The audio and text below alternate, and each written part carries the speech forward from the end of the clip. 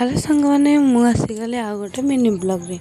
ତ ଆଜି ଥିଲା ସେକେଣ୍ଡ ପାଳି ଖୁଦୁରୁକୁଣୀ ଓଷା। ତ ଆମର ଚାଲିଥିଲା ଏଠି ମାଳ ଗୁନ୍ଥା।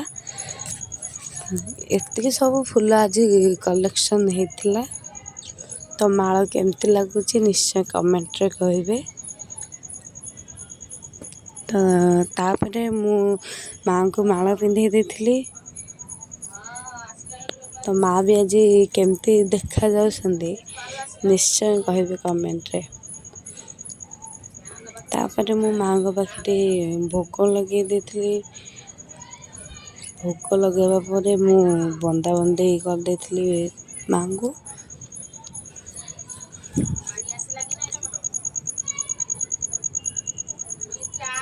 ତ ବନ୍ଦାବନ୍ଦି ସରିଲା ପରେ ମୁଁ ନେଇଥିଲି ମାଆଙ୍କ ପାଖରେ କିଛି ଫଟୋ।